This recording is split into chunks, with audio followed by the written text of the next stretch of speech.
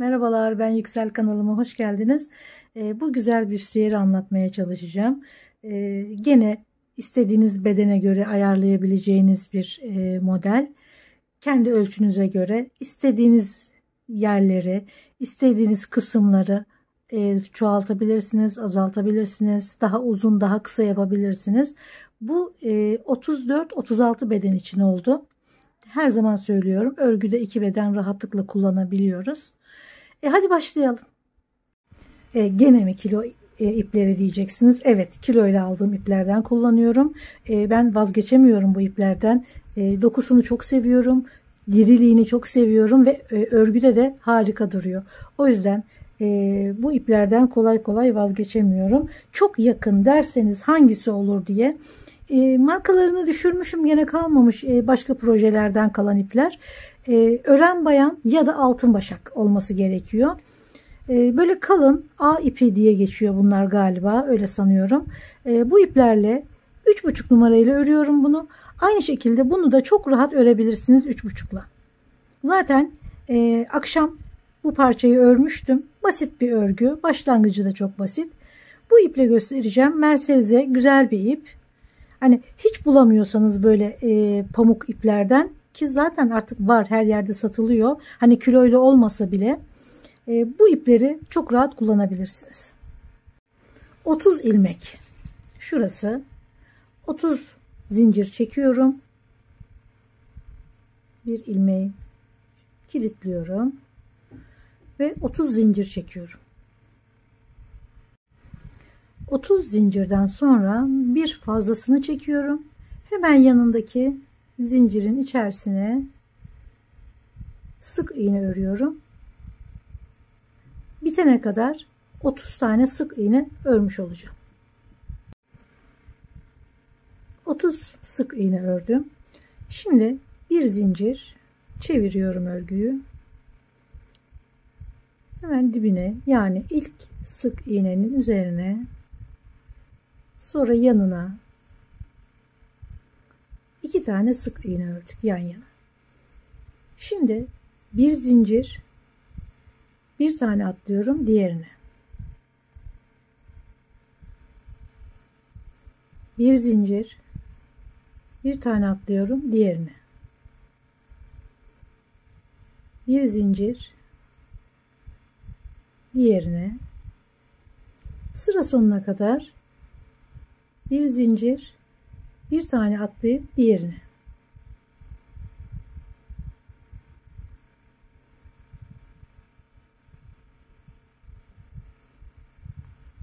Hafif delikli, hava alan bir örgü örüyoruz. Yani kalın örgülerden ziyade böyle içerisine hava geçiren, ince olan örgü kıyafetler çok daha iyi oluyor tabii ki. Kullanışlı oluyor. Sıra sonuna kadar bu şekilde örüyorum.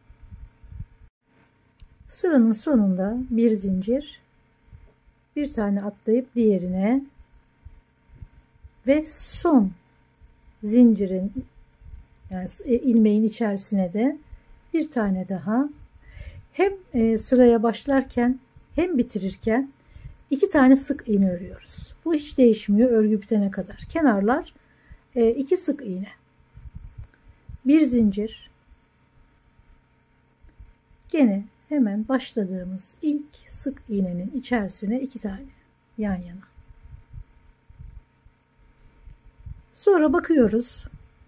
Bu 2 sık iğneden sonra hangi örgü geliyor? Bir tane sık iğne var.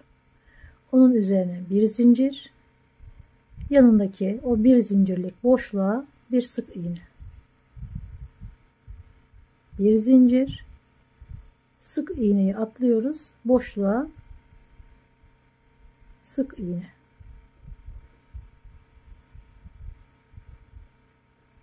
Bütün örgüyü bu şekilde göğüs altından ölçüyorsunuz. Kim giyecekse, kendiniz ya da bir başkası. Ölçü kadar örüyorsunuz. Yani ben şimdi buradaki ölçüyü vereceğim. Fakat bu örecek kişiye göre yapılıyor. O yüzden onun ölçüsü içerisinde örülecek. Siz de kendi ölçünüzü alacaksınız. Belki de bundan daha geniş bir göğüs altından göbeğe kadar daha kapalı, daha uzun bir örgü yapmak isterseniz, o zaman 30 ilmek değil de, tabii aynı ipten bahsediyorum, 30 ilmek değil de 35-40 ilmek belki yapacaksınız. Ama daha kalın ip kullanırsanız o zaman tabii ki ölçeceksiniz. Yani göğüs altından göbeğe kadar mı, göbeğin üstünde mi, o mesafeyi ölçüp zinciri de ona göre çekeceksiniz. Yani şuradaki zinciri tamamen kendi ölçünüze göre çekin ve iri iri çekin, bol bol çekin zinciri, ya da bir numara, yarım numara daha büyük tığla çekin. Örgü başladığı zaman küçülme olmasın. Şimdi burada gösterdiğim gibi sık iğneleri atlayıp boşluklara batıyoruz ve bütün örgü bu şekilde devam edecek.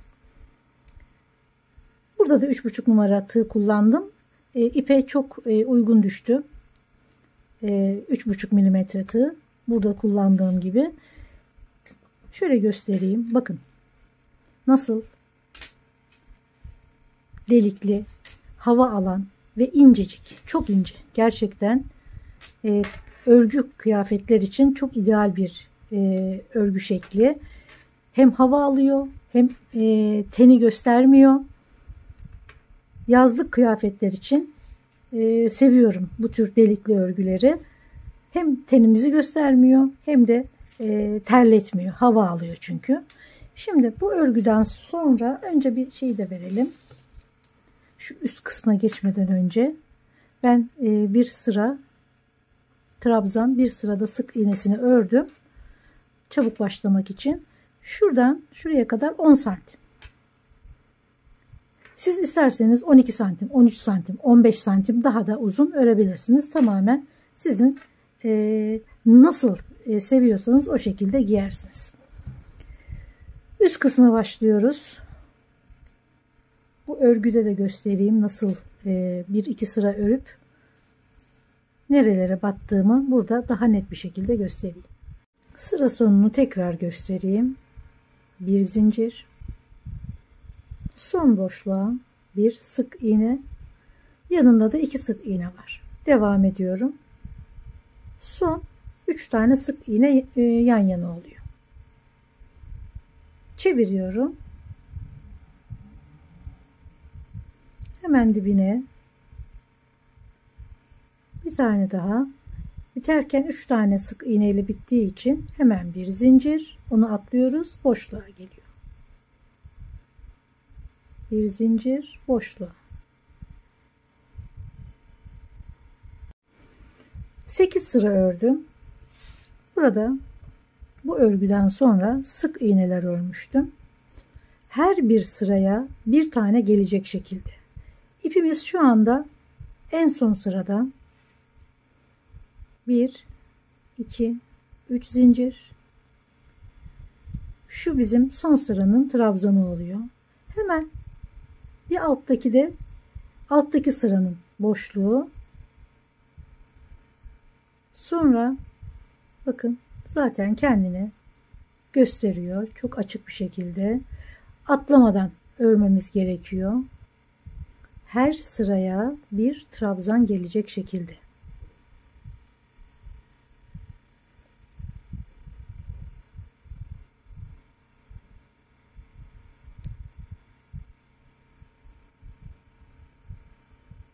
Son sıra zaten çok gösteriyor nereye batılacağı. 8 sıraya 2, 4, 6, 8 trabzan ördüm. Sonra bir sırada sık iğne ördüm. Bir zincir. Hemen başladığımız noktaya ilk trabzanın üzerine sık iğneler. Her birine örgü bu şekilde. Şimdi bundan sonrası bu örgüde ilerleyeceğiz. Şunun uzunluğunu da yani bir fikir vermesi açısından gösteriyorum. Yoksa herkesin bedeni istediği uzunluk farklı farklı olduğu için zevkimize göre örüyoruz. 60 santim. Tam 60 santim. Şöyle göstererek öreyim. Görünmedi. Şöyle 60-60,5 kadar uzunluğu. Bu benim öreceğim kişiye göre yeterli. Tabii siz kendi ölçünüze göre yapacaksınız.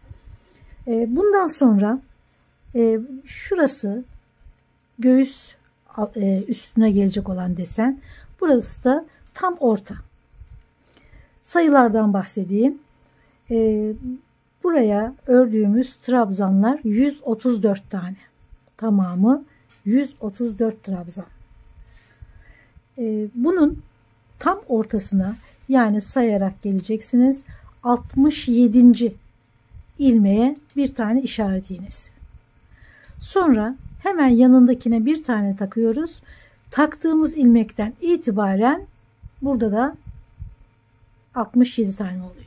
Yani iğnenin bu tarafından itibaren 67, iğneden gene 67. 2'ye bölüyoruz. Ortada 2 trabzan kullanacağız. Buralarda tam da karar vermedim gerçi.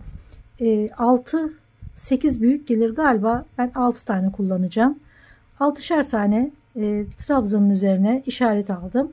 Şunlar desen, bu desen, bu desen. Gerisi burası sık iğne ve trabzanlarla örülüyor. Şimdi hemen trabzanlarla örerek şuraya kadar geliyorum. Burada ilk desenimize, yani büstiyerin artık desen kısmına başlıyoruz. Desenin yanına kadar trabzanlarla geldim. Bu tarafta 44 trabzan, bu tarafta 44 trabzan, aralarda 6'şer tane ilmek desen kurmak için, yani deseni 6 ilmek üzerinden örüyoruz. Sonrasında 16 ilmek burada, 16 ilmek burada var. 2 tane de ortadaki ince desen için. Yani aynı deseni kullanıyorum. Ortaya, tam ortaya 2 ilmek üzerinden desen örüyorum. Buradaki deseni buralarda 6 ilmek üzerinden öreceğim. Böyle saç örgüsü gibi döndüre döndüre öreceğiz ilmekleri. 16 ilmek, 16 ilmek, 6, 6, ortada 2 ve kenarlarda da 44 ilmek var. Şimdi 44 ilmeği örerek desenin başlangıcına geldim. Bu ilk sıramız ve şu başlangıçla birlikte 2 oluyor. Ama desen sırasında ilk sıramız. Şimdi hemen arttırmaya başlıyoruz. Şuradaki sık iğnenin içindeki iğnenin altında olan trabzanın içine bu şekilde ortadan batarak öreceğiz. Ondan önce şu araya bir tane arttırma yapıyoruz. Yani bir ilmek içerisine 2 kere batarak arttırma yapmış gibi oluyor. 2 kere doluyorum. Ama önce arttırmamızı yapalım. Bir kere doluyorum. Şu iğnenin içinde olan ilmeğe bir arttırmayı ördüm. Şimdi 44 tane trabzan 45 oldu. Aynı ilmeğin, yani trabzanın üstüne 2 kere doluyorum.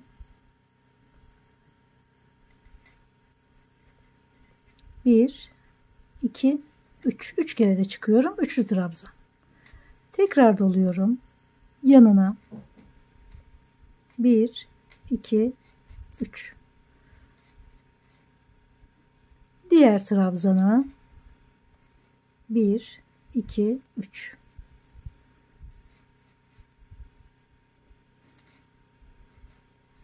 Beş oldu. Son, pardon, 4 oldu. Beşincisi ve 6.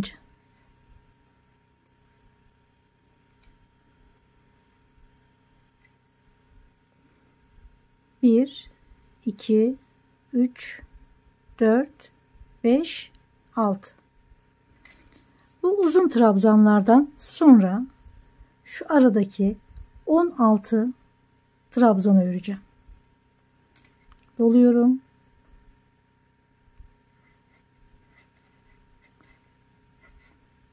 ortaya gelene kadar 16 trabzan.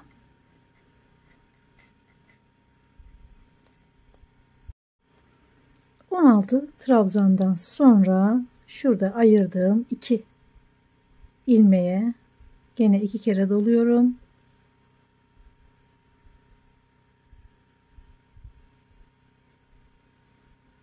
Bir, iki, üç. Yanındaki trabzana üçlü trabzan örüyorum, 2 tane.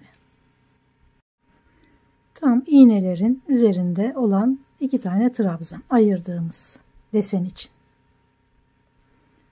Şimdi gene 16 ikili trabzan örüyorum. Şu bölüm için 16'yı ördük. Şimdi bu 16'yı örüyoruz. Ve buradaki gibi uzun uzun 6 tane trabzan örüp sonrasında sık iğnelerimizi öreceğiz. Buradakiler gibi burada da 6 uzun trabzan çektim. Gene ortada olduğu gibi. Şurada arttırma yapmıştık. 45'e çıkmıştı yandaki trabzanlar. Şimdi bu diğer yandayım. Gene bu battığım, yani şurada ortasından battığım ilmeğin üzerine, şu iğnenin de içinde olduğu ilmeğin üzerine bir tane ikili trabzan yapıyorum. Aynı ilmeğe 2 kere batıp bir tane arttırma yapmış oldum. Şimdi diğer 44 tanesini öreceğim. Bir de arttırdığımız, burası da 45 tane oluyor. Sıra sonunda son trabzandan sonra bir zincir, hemen dibine ilk trabzanın üzerine ve diğerlerine sırayla diğer başa kadar sık iğne örüyoruz. Yani bir trabzan sırası, bir sık iğne sırası yapıyoruz. Örgünün arkası bu şekilde. İğneleri de çıkarırsam iyi olacak. Artık deseni kurduk çünkü. Şöyle görünüyor. Aynen buralarda ördüğümüz gibi sık iğneleri uzun trabzanların da üzerine örerek sırayı tamamlıyorum.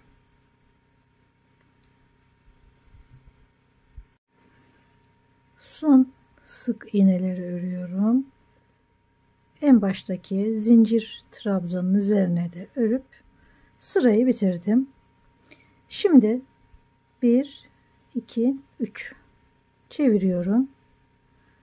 Bu bizim ilk trabzanımız oluyor. Her sırada yaptığımız gibi ikinciye ve diğerlerine ikili trabzanlar. Şuradaki ilk desenin yanına burada bir arttırma yapmıştık. Şimdi burada da aynı arttırmayı tekrar yapacağız. 44, 45, şimdiki sırada 46 olacak. Şimdi trabzanlarla tam arttırma ilmeğinin üzerine geldim. Burada bir tane görüyorsunuz. Hem uzun trabzan hem arttırma aynı ilmek üzerindendi. Aynısını şimdi gene yapıyoruz.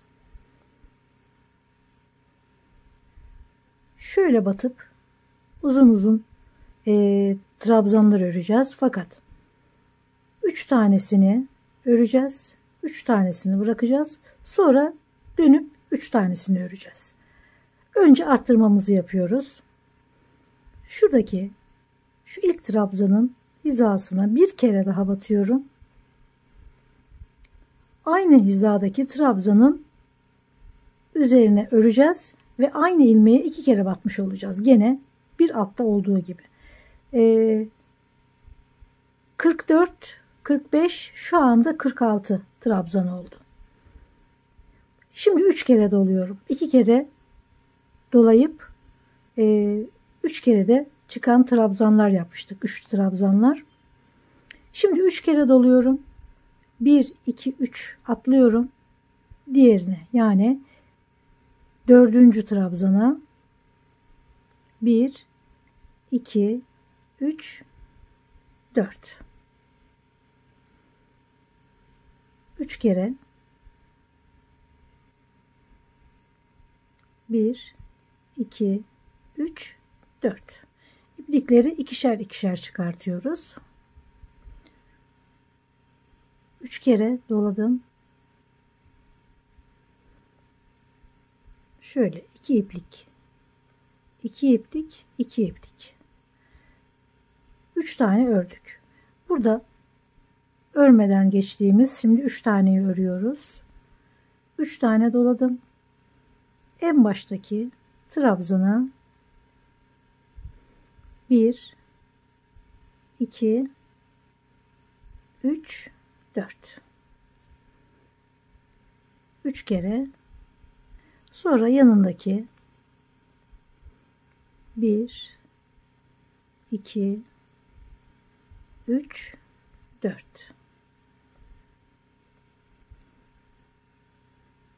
Sonra son trabzana 1, 2, 3, 4.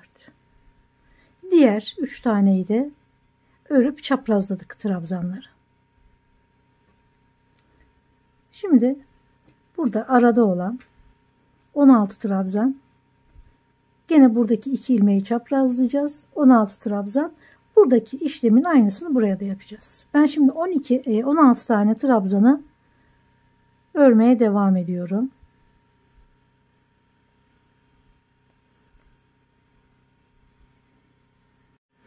Şimdi şuradaki 2 uzun trabzanı çaprazlayacağız. Ortadayız. Gene 3 kere doluyorum. İlkini almıyorum. İkincisine 1, 2, 3 ve şunları biraz sıkıştırarak örelim. 4 çok ayrık olmasın. 3 kere doluyorum. Bu sefer ilkine 1, 2, 3, 4. Şimdi gene ikili trabzanları örmeye başlıyorum. Şuradaki uzun trabzanların aynısını, yani bunun aynısını buraya da örüyoruz. İkinci deseni de aynı bu şekilde ördükten sonra arttırmamızı örüyoruz. Şuradaki son uzun trabzanın üzerine bir kere daha batınca bir tane arttırmış oluyoruz. Sonra diğer trabzanları örerek sırayı bitiriyorum.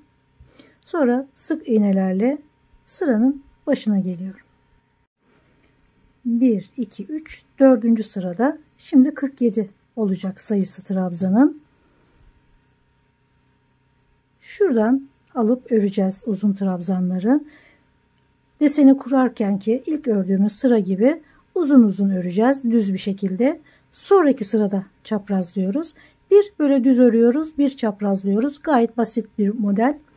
Şimdi ilk öreceğimiz trabzanın, uzun trabzanın olduğu ilmeğin hemen üstüne, yani aynı ilmeğe diyelim, bir tane daha örüyoruz. Şimdi aynı trabzanın ortasına batarak uzun trabzan öreceğim. Yani hem buradaki uzun trabzanı hem arttırdığımızı aynı ilmek üzerinden yapıyoruz. Bu da arttırmamızı sağlıyor. Bütün şimdiye kadar olan arttırmaları da bu şekilde ördük. 1, 2, 3 pardon 2 sarıyoruz. Çünkü bu uzun düz olanları 3 kere de çıkıyoruz. Üçlü trabzan yapıyoruz. Her birine 1, 2, üçlü trabzan. Başlarken yaptığımız gibi 2 kere doluyorum. 1, 2, 3. Atlamadan örelim. Arada göremeyebiliriz.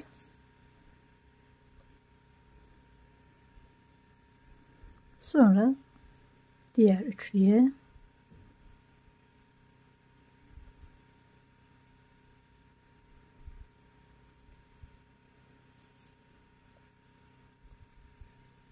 iki kere doluyoruz. Son trabzana 2, 4, 6. şuradaki başlarkenki gibi düz uzun trabzanları ördüm. Şimdi gene 16 trabzan, burada ördüğümüz gibi düz örüyoruz. Burayı da düz örüyoruz. Arada gene 16 trabzan ve burada gene bir altta ve onun bir altında yaptığımız gibi aynı ilmeğin içerisine bir kere daha batarak burada yaptığımız gibi arttırmamızı yapıyoruz. Sonra tekrar sık iğnelerle sıranın başına geliyoruz. 1 2 3 4 5 ve 6. sıradayım. Deseni gördük. Uzun uzun üçlü trabzanlar. Sonrasında dörtlü trabzanlarla çaprazlıyoruz. Gene üçlü trabzanlar ve dörtlü trabzanlarla çaprazlıyoruz. Gayet basit. Burası da aynı şekilde. Arttırma devam ediyor. 44 ile başlamıştık. Şurası 44'tü. 45, 46, 47, 48, 49. Şimdi şu anda 49 adet trabzanımız var kenarlarda. Yaka oyuntusu yapacağız. Trabzanlar ve sık iğnelerden oluşuyor. Burası güzel bir detay. Bunu başka bluzlarda, elbiselerde de kullanabilirsiniz. Güzel bir oyuntu yapacağız şimdi bluzun yakasına. Yakaya kadar olan ki şu mesafe az gelebilir, dar olabilir. Bir sıra, iki sıra büyütebilirsiniz. Hiç sakıncası yok. Gene arttırarak büyütürsünüz. Yani bedeniniz ölçüsü ne kadarsa bu örgüyü de o kadar daraltabilirsiniz, büyütebilirsiniz.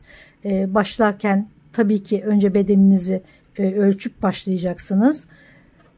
Ben biraz aralıklı olsun istediğim için tam sırta kadar getirmedim. Şuraya sonra belki başka bir detay düşünürüm diye biraz açık bıraktım.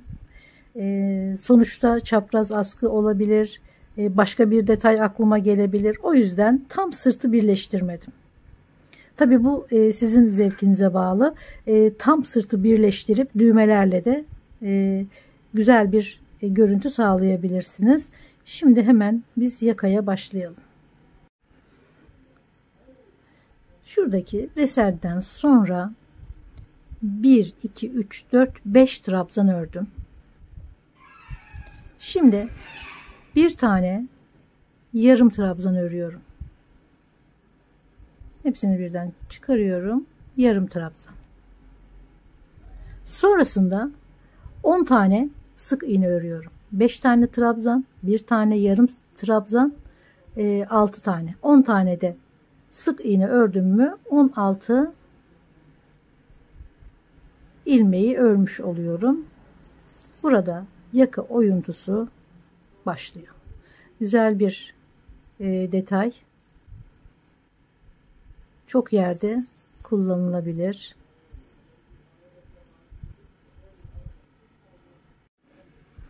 Ortadaki deseni de örelim. 2 kere doluyorum. 1 2 3 gene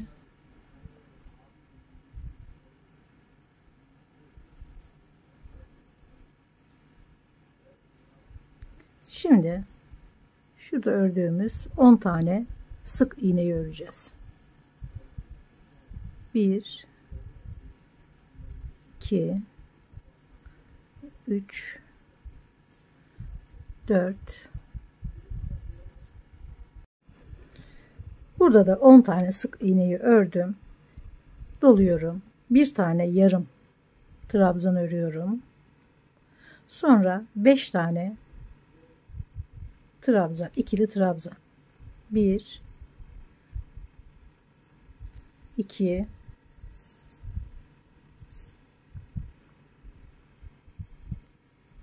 3 4 ve 5.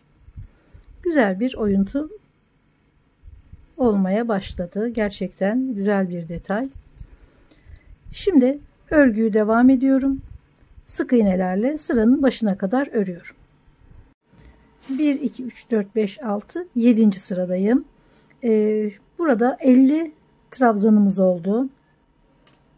1 2 3 4 tane trabzan ördüm şu yaka kısmında.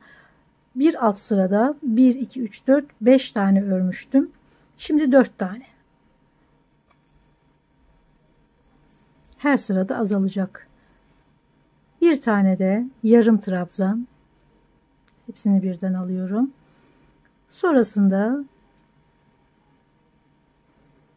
sık iğnelerle devam ediyorum. Burada 5 trabzan, 5 trabzan, bir yarım trabzan, 10 tane sık iğne örmüştük. Oyuntunun ikinci sırasında, yani 1 2 3 4 5 6 7. sırada 4 trabzan, bir yarım trabzan, 11 sık iğne, 11 sık iğne, bir yarım trabzan, 4 tane trabzan ördük, ikili trabzan. Şimdi gene örgüyü devam ediyorum. Sık iğnelerle başa kadar örüyorum. Sonra tekrar 51 tane, artık 51 tane oldu. Burada bir arttırma daha yapıyoruz ve gene devam edeceğiz. 8. sıradayız. Yaka oyuntusunun ilk sırasında 5 trabzan, sonrasında 4, şimdi 3 trabzan yapıyoruz. Yakayı, oyuntuyu büyütüyoruz. 3 trabzan, bir tane yarım trabzan, 12 tane sık iğne.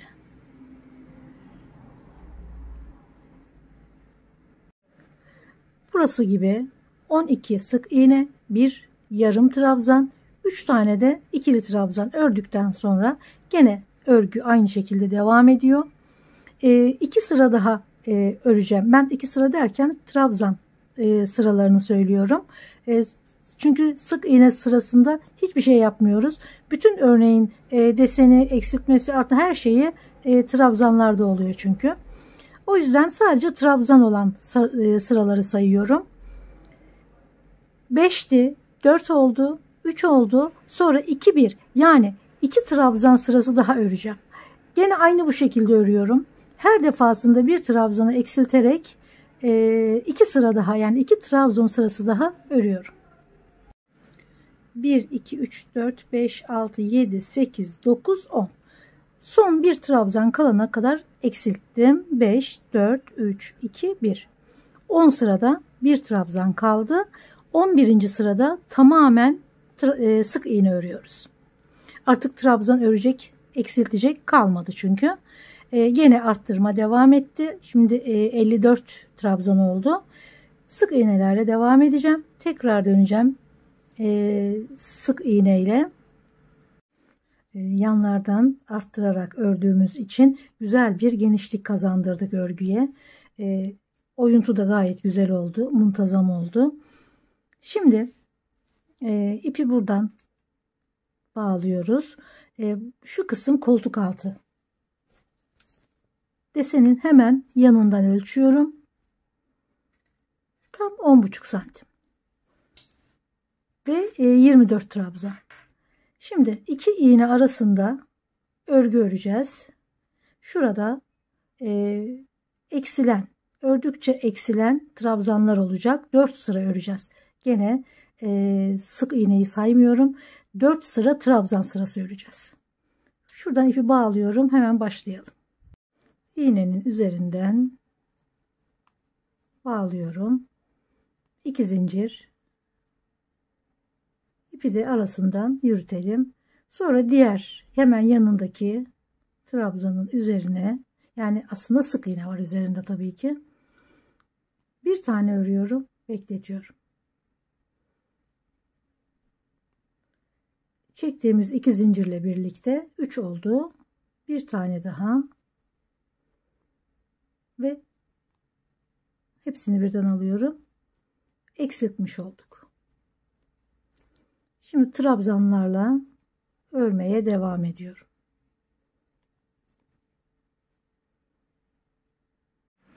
Eksilterek geldim. Deseni ördükten sonra sık iğnelerle ördüğümüz şu bölümde ilk sık iğneyi trabzan olarak, yarım trabzan olarak örüyorum. Çünkü tamamını sık iğne örersek bu örgü, şu desen şöyle dönebilir. Buradaki sık iğne bu deseni bu tarafa doğru çekebilir. Bunu engellemek için yani desenden sonra ilk örgüyü yarım trabzan olarak örüyorum ve tekrar desene gelmeden önceki son sık iğnenin üzerine de yarım trabzan örüyorum. Desenden sonra doluyorum. Bir tane yarım trabzan örüyorum. Sonrasında gene sık iğnelerle devam ediyorum. Bunun dönmemesi gerekiyor çünkü. Sonuncu 16. sık iğnenin yerine bir tane yarım trabzan örüyorum. Sonra desene geçiyorum. Bu şekilde şuradaki desenlerin içe doğru dönmesini engelliyoruz. Sıranın sonundaki 4 ilmeği eksiltiyoruz. Başlarken yaptığımız gibi 1 2 3 4 topluyoruz. Bir zincir. Şimdi sık iğne sırasıyla sıranın başına kadar örüyoruz. Bu eksiltme sırasının aynısından 3 kere daha örüyoruz. Yani 4 tane eksiltme sıramız olacak. Şu desenin yanındaki ilk örgüyü de yarım trabzan örmeyi unutmayalım. Burada nasıl ördüysek diğer 3 sırayı da aynı şekilde örüyoruz. 4 sıra biraz kısa kaldı. O yüzden eksiltme sırasını 5 sıra ördüm. Şimdi daha güzel oldu. Sonrasında bir kordon ördüm. Sırt kısmına. Fakat göğüs altındaki örgüyü bunun dışında tuttum. Şuraya kadar bağlayacağım.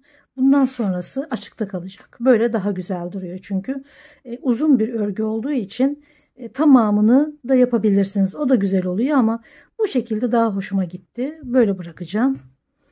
Bu kordonun aynısından bir askı ördüm. Biraz farklı olsun diye şöyle çift ördüm ilk başlangıcını. Bu şekilde bir askı yapacağım şimdi. Hemen örgüsünü göstereyim. Dikiş payı bırakıyorum biraz. Yine daha önce de çok kullandığım kordonu örüyorum. 3 zincir çekip ilk zincire trabzan örüyorum.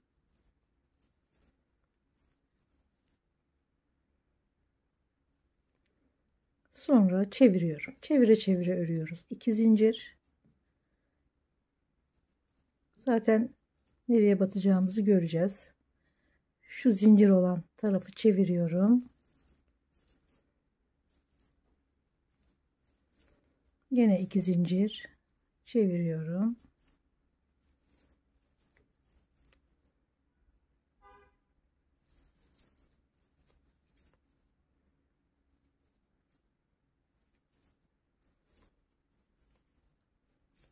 İki zincir çeviriyorum. Bu şekilde. 35 santim yeterli oldu. Tabii o sizin kendi ölçünüze göre öreceksiniz siz de.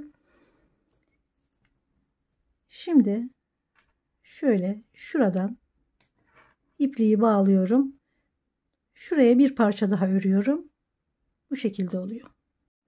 İpi bağladım. 2 zincir. Yine aynı yere. Yine 2 zincir çeviriyorum. 2 zincir çeviriyorum. Bu şekilde. Son eksiltme sırasından sonra bir sıra sık iğne ördüm. Bütün örgüde olduğu gibi. Fakat bir sıra daha sık iğne istiyor. Özellikle eksilttiğim yerlerin üzerlerine daha muntazam görünmesi için. Yani şöyle şuraya sık iğne, fakat hareketli bir sık iğne öreceğim. Aynı şekilde buraya da. Tabi siz istemezseniz şurayı örmezsiniz ama buraya istiyor gerçekten. Ya da düz sık iğne örersiniz. O sizin zevkinize kalmış. Şimdi ben şuraya ipi bağlıyorum.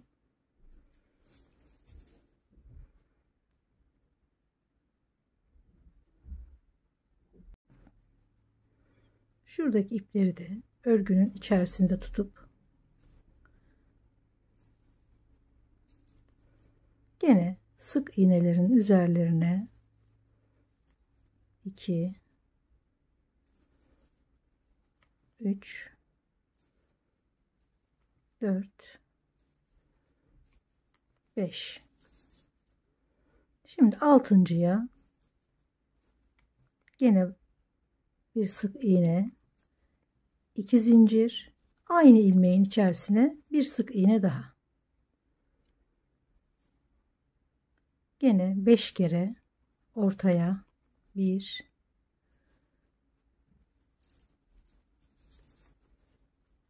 2 3 4 5. 6. sık iğnenin üzerine 2 zincir, gene aynı ilmeğin içerisine böyle hareketli bir sık iğne örüyorum. 1 2 3 4 5. Altıncıya bir sık iğne, 2 zincir, gene aynı ilmeğin içerisine bir sık iğne daha. Şuraya kadar örüyorum. Şu eksiltmelerin üzerine de her boşluğa batıyoruz. Şurayı germeden ya da çok ilmek yaparak volanlaştırmadan güzel bir çizgi içerisinde bitirmemiz gerekiyor. Şu boşluğa da 1 2 tane oldu. 3 4 5. Altıncıya 2 zincir,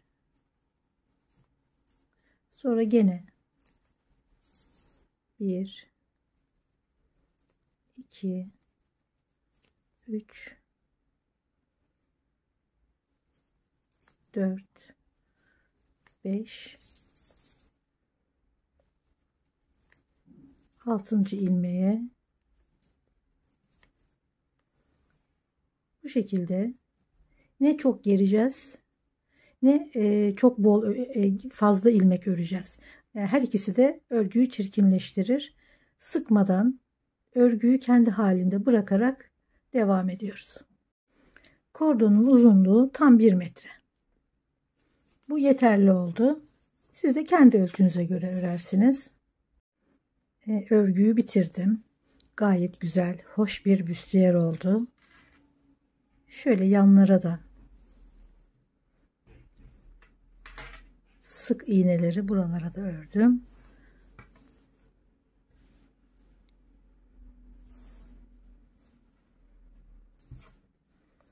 Güzel detaylı, zarif, şık bir büstiyer oldu gerçekten. Şimdi kordonunu tekrar bağlıyorum. Askılarını yerlerine yerleştiriyorum. Ve en son mankenin üzerinde görsellerini hazırlayıp hemen videonun arkasına ekliyorum. Videolarımı beğeniyorsanız ve bundan sonrakileri de izlemek isterseniz beğenmeyi ve abone olmayı lütfen unutmayın. Görüşmek üzere. Sağlıkla kalın.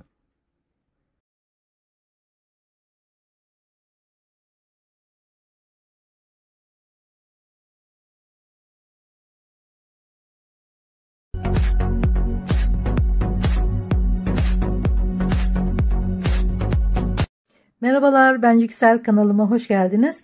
Bu videoda çok güzel ama çok da basit bir büstiyer anlatmaya çalışacağım.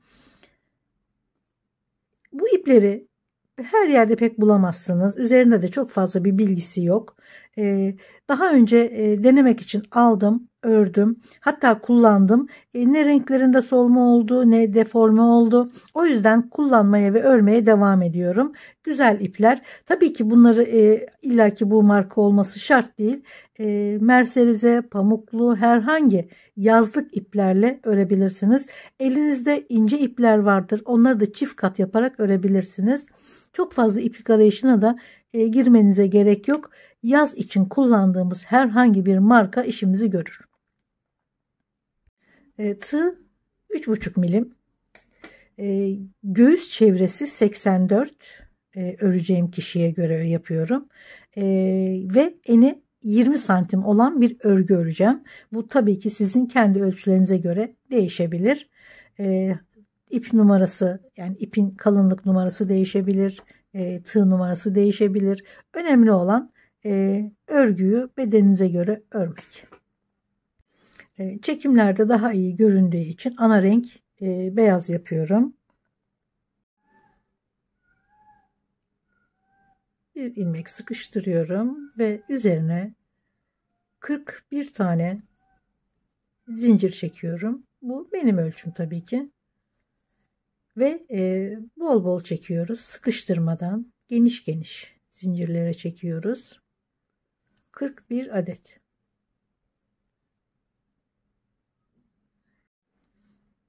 Bir zincirden sonra bir tane daha fazlasını çekiyorum. Sıraya döneceğiz çünkü. Hemen yanındaki ikinci zincire sık iğne ve her zincirin içine bir kere batarak sıra sonuna kadar sık iğne örüyoruz.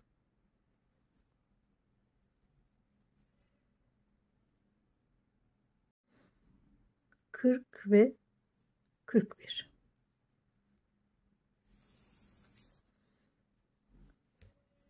Şimdi 3 zincir çeviriyorum örgüyü. 4 trabzan örüyoruz. Şu 1 oldu.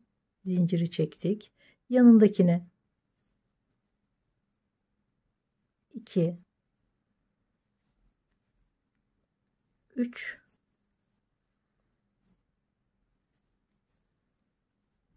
4. Şimdi bir zincir, bir tane atlıyorum. Diğerine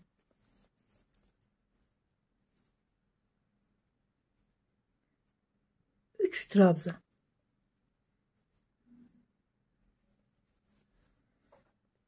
Baştaki trabzan sayısı 4. Sonrakiler 3 tane oluyor. Biterken gene 4 tane öreceğiz. Arada bir zincir atlayacağız. 3 trabzan. Bir zincir atlıyoruz. 3 trabzan. Sırayı bu şekilde tamamlıyorum.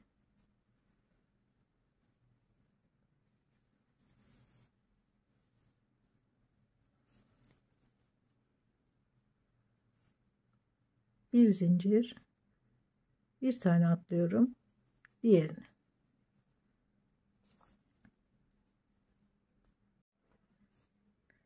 Dört trabzanla başladık. 4 trabzanla bitirdik.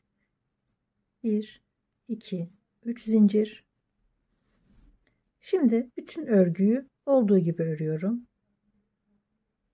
Her birinin üzerine bir trabzan.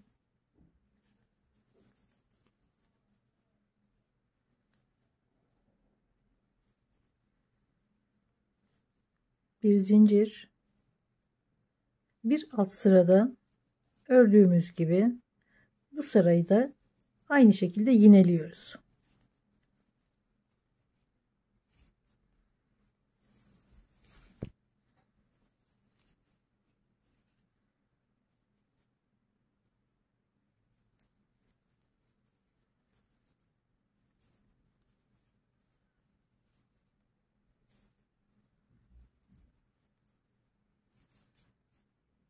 Şimdi renk değiştiriyorum. Vuayı örenler bilir. İlmeği tamamlamadan bekletiyorum ve ipi alıyorum.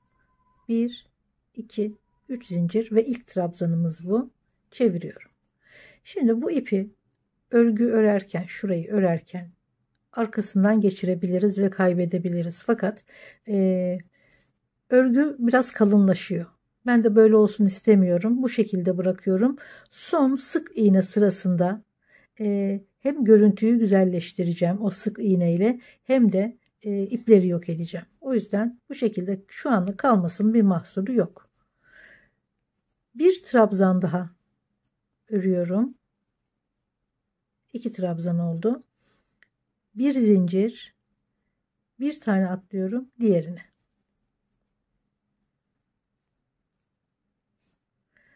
Sonra şuradaki 2 kutucuk üst üste alttakine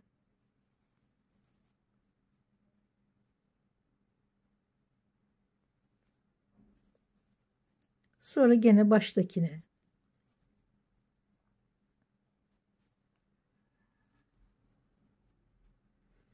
kutucuklar örgünün ortasında kalıyor. Şu trabzan desenlerinin ortasında kalıyor şimdi. Kaydırma yapıyoruz. Bir tane atlıyorum. Diğerine.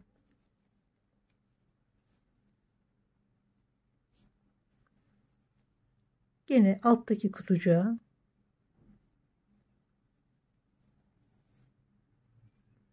Baştaki trabzana.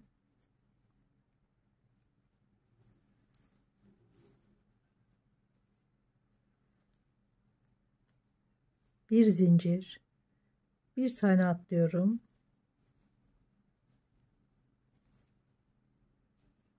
Alttaki kutucuğa.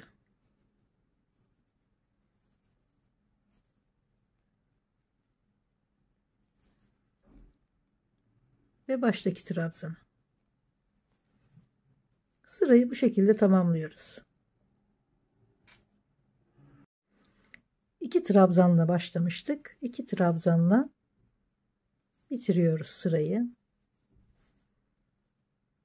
Gene 3 zincir çeviriyorum.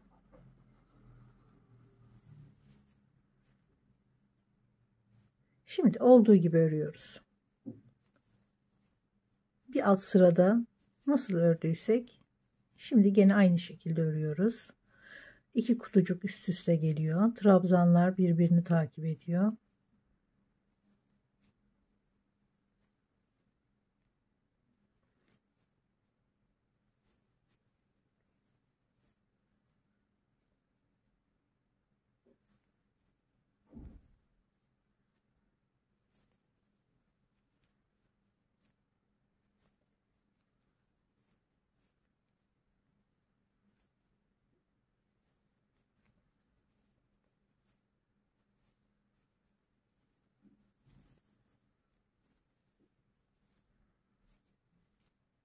Sırayı bu şekilde tamamlıyoruz.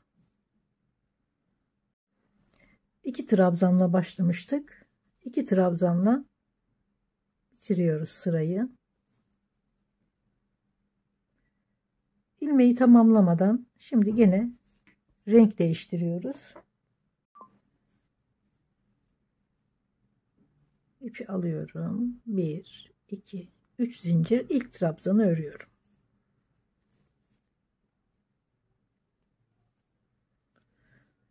İki trabzanın üzerine 2 trabzan örüyorum. Yanındaki kutucuğa, en alttakine yine bir alt sırada ördüğümüz gibi baştakine bir trabzan,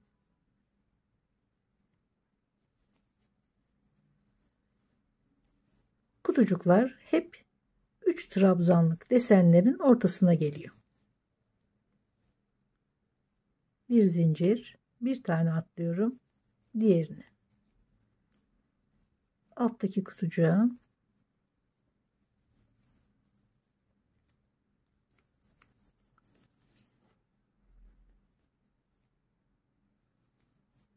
baştaki trabzana bir zincir, Bir tane atlıyorum, diğerine alttaki kutucuğa baştaki trabzana.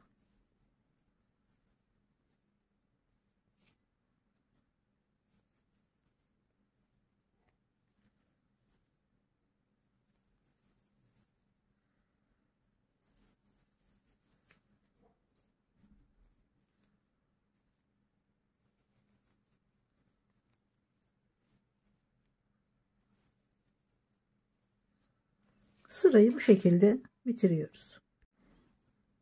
4 trabzanla başlamıştık. 4 trabzanla bitirdim sırayı. Şimdi 3 zincir, bir alt sıradaki gibi olduğu gibi örüyoruz yani. Trabzana trabzan,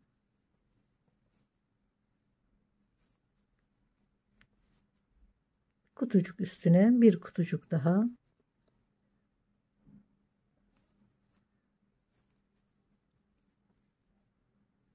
bir alt sırayı iğneliyoruz gene. Şimdi görüldüğü gibi 4 trabzan oldu başta. En baştaki sırada aynı şekilde başlamıştı. 4 trabzan, sonra 3 tane devam etmiştik. Sonrasında 2 tane trabzan. Sonraki desende 4 trabzan. Yani 4 2 4 2 4 2, bu şekilde bu kutucukları kaydıra kaydıra deseni oluşturuyoruz. Renk değiştiriyorum.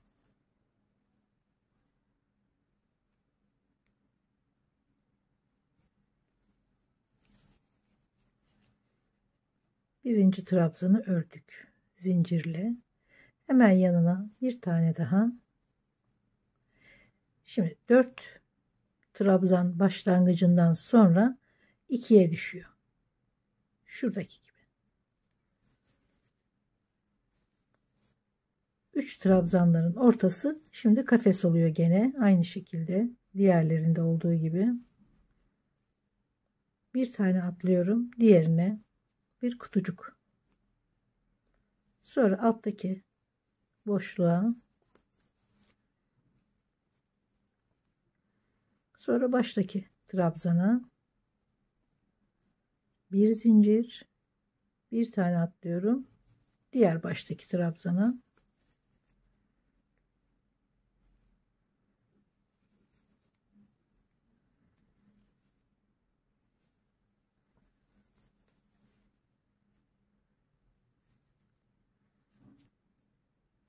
sıralar bu şekilde devam ediyor. Bir 4 trabzan, bir 2 trabzan, bir 4 trabzan, bir 2 trabzan. Her desende kaydıra kaydıra deseni bu şekilde rengarenk oluşturuyoruz. Tabii bunu iki renkle de çok renkle de her şekilde uygulayabiliriz. Şimdi ikinci sırasını örüyorum. Burada ördüğüm gibi trabzan üzerine trabzan, kutucuğun üzerine de bir kutucuk daha.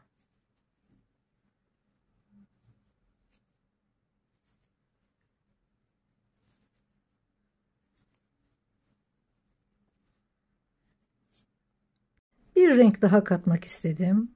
Güzel bir yeşil vardı elimde. Daha renkli olsun, daha canlı olsun diye onu da kattım.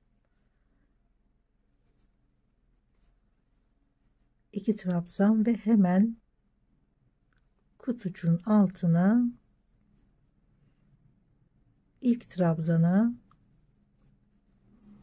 şimdi üçlü trabzanların ortalarına birer kutucuk örüyoruz.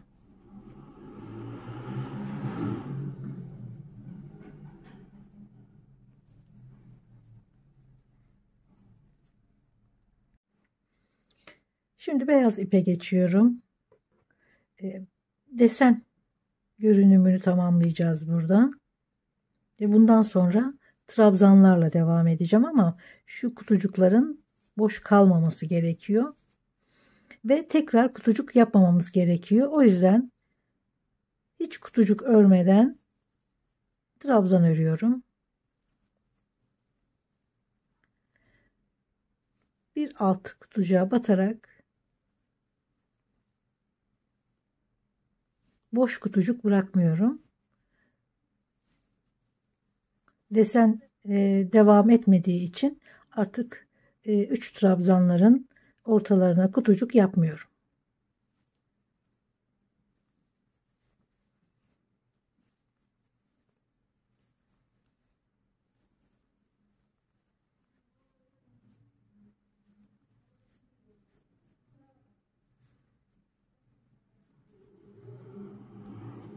Hepsine trabzan örüyorum.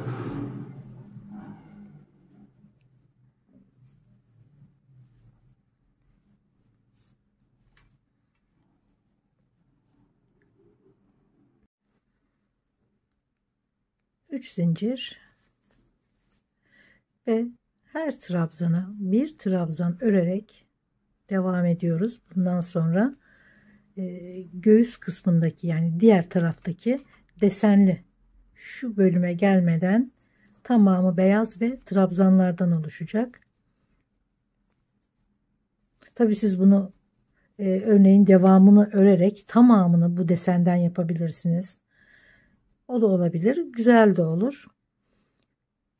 Yalnız şu kısım bel kısmına gelen taraf, burada 7 ya da 8 ilmeği 5 ya da 6 sırada bir daraltmamız gerekiyor ki çok havada kalmasın. Biraz bele doğru otursun diye biraz ilmek daraltmaları yapacağım buralarda. Şimdi hemen bu sırada başlıyorum, sıra sonunda. Bu 8 trabzanı şimdi yarım trabzan olarak örüyoruz. Bele biraz oturması için. Doluyorum ama bir kere de çıkıyorum.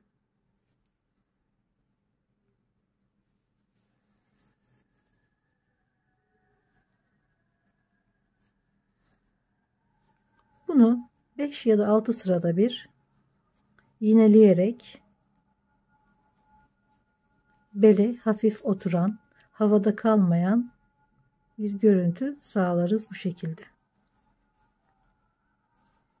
Bir ilmek daralması oluyor burada. Şimdi gene normal trabzanlarla devam ediyorum. Dediğim gibi 5-6 sırada bir gene bu işlemi yapacağım.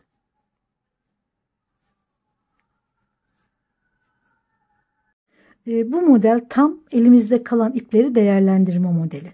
Ne kadar ip varsa hepsini güzel kombinleyerek çok harika modeller yapabilirsiniz.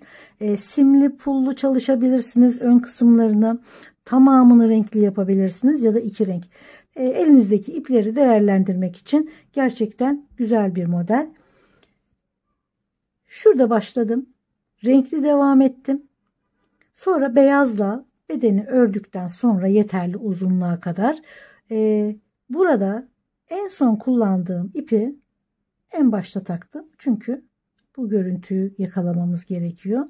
Sonrasında renkleri devam ederek örgüyü bitirdim. Burada renk geçişleri yapmıştık. Renkleri, ipleri burada takmıştık. Sık iğne geçeceğim dedim ama denedim, güzel olmadı. Hiç hoşuma gitmedi görüntüsü. Söktüm ve bağladığım ipleri içinden, bakın hiçbir şekilde görünmüyor. Ne ip geçişleri ne ipin kendisi asla gözükmüyor. Gayet güzel, tertemiz bir görüntü oldu. Yani bu kısmıyla bu kısım arasında hemen hemen hiç fark yok. Sonra düğmelerini diktim. Tabi isterseniz karşılıklı biritler yapabilirsiniz, çıt çıtlar yapabilirsiniz. Sizin zevkinize kalmış. Ben elimdeki düğmelerle bu şekilde bir görüntü olsun istedim. Tamamı bu.